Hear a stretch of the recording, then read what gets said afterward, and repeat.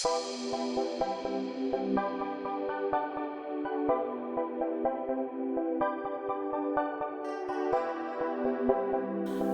تزايد عدد اللاجئين كل عام، أصبحت الجزائر في السنوات الأخيرة أرض الهجرة واللجوء.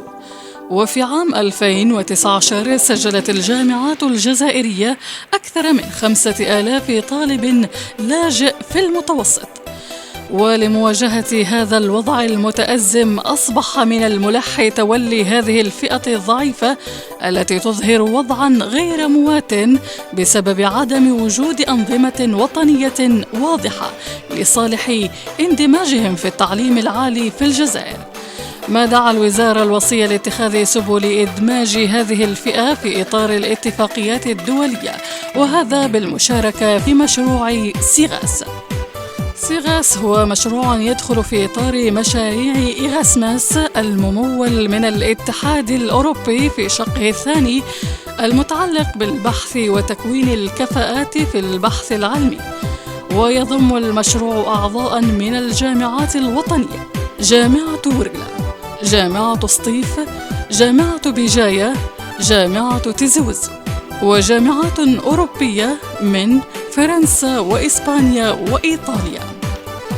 وهو مشروع وطني هيكلي باعتبار وزارة التعليم العالي والبحث العلمي شريكاً أساساً فيه، حيث يهدف هذا المشروع أساساً إلى تطوير السياسات الخاصة بالتعليم العالي وتعزيز قدرات الحوكمة فيما يخص القطاع وكذا المحيط الاقتصادي والاجتماعي بصفة عامة.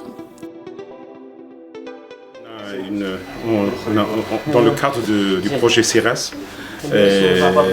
qui est inscrit dans le projet financé par le programme Erasmus, on est en train d'organiser aujourd'hui la première rencontre Focus Group en discutant sur le thème de la situation où la situation, ça veut dire dans les réfugiés, étudiants surtout, vit en Algérie. Donc là, on traitera dans le premier focus aujourd'hui le 9, deuxième focus le 16, le troisième, il sera programmé pour le 23 février. Les thématiques sont les suivantes: diagnostic de la situation des réfugiés en Algérie en global et à Ouargla en particulier, bien sûr en particulier à l'université Ouargla, genèse, histoire de ce phénomène-là, et on traitera aussi comment dirais-je, les pratiques courantes au niveau de notre institution universitaire UCMO. Bien sûr, les invités sont divers. Les invités sont tous les gens qu'on considère comme étant en relation avec ce phénomène-là. Les fonctionnaires de l'administration locale, toutes directions confondues, les services de sécurité, bien sûr police et gendarmerie, et bien sûr de l'autre côté les élus locaux, surtout les élus de la PIB de Ouargla, ils sont invités. On a les journalistes qui traitent toujours ce thème-là et sont en contact direct avec ce phénomène-là dans le terrain.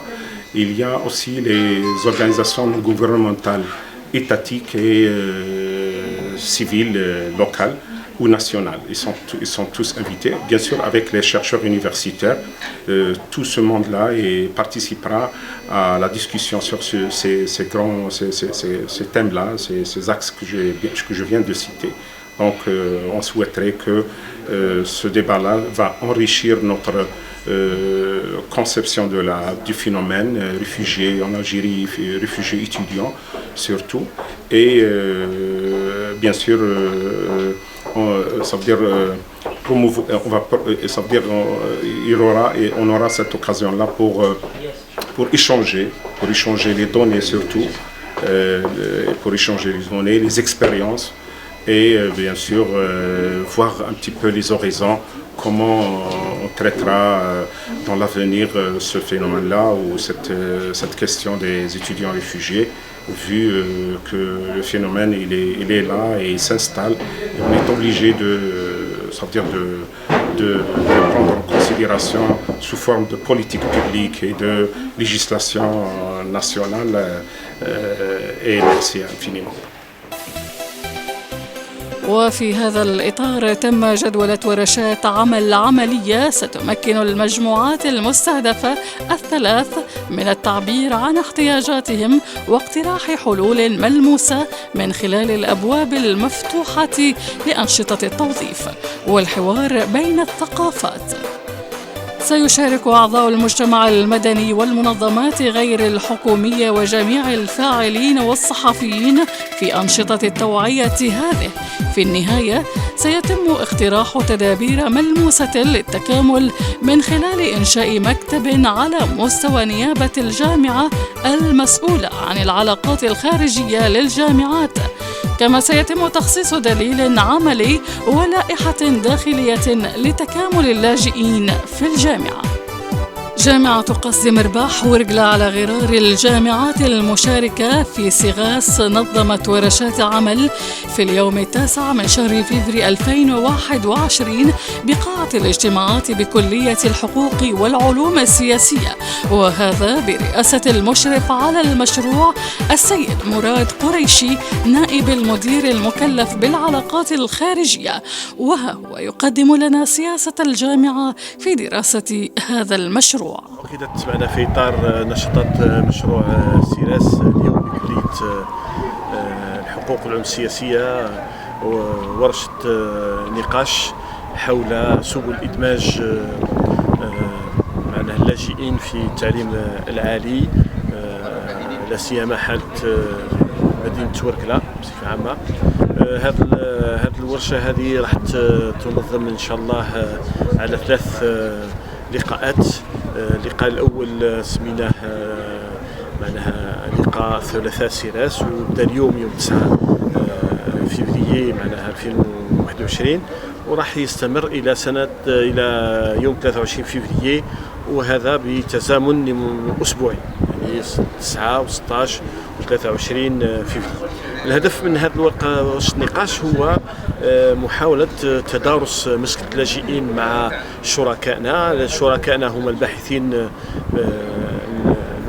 على مستوى الجامعة اللي هم الأساتذة، هم كذلك المنتخبين المحليين الموجودين على مستوى مدينة ورقلة، الصحفيين، بعض الجمعيات الفاعلة في المجتمع المدني. الأسبوع القادم راح يكون هناك لقاء مع المديريات الولائية ذات شأن معناها والمهتمة باللاجئين. راح يكون هناك كذلك نقاش مع السلطات الأمنية في هذا الخصوص حتى يعطونا وجهة نظرهم. ويوم 23 إن شاء الله فبراير راح نديروا عرض شامل تقرير شامل اللي يجمع جميع الأفكار هذه اللي تكون منظمة وتكون موحدة.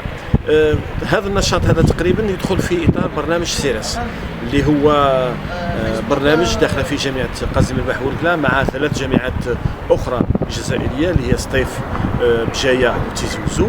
والهدف نتاعو بشكل أساسي هو تطوير قدرات المؤسسات الجامعية الجزائرية في التكفل بصفة أمثل وأكثر ودمج اللاجئين في التعليم العالي. هذا المشروع هو مشروع أوروبي من نوعية إيراسموس بلس، وفيه شركاء أوروبيين اللي هما جامعة لا ريوخا وجامعة لا كولونيا بإسبانيا، جامعة بيرغامو بإيطاليا، وجامعة باري 1 بفرنسا. يعني في هذا المشروع بطبيعة الحال راح يكون هناك تبادل للخبرات واستخدام خبرات أوروبية، ومن خلالها راح يتكونوا بعض الأساتذة وراح يديروا تربصات ميدانية حول هذه الإشكالية اللي ممكن إن شاء الله مستقبلا إن شاء الله بعد 3-4 سنوات يكون هناك انعكاس إيجابي حول الجامعة الجزائرية بصفة عامة وجامعة قاسم مرباح بصفة خاصة.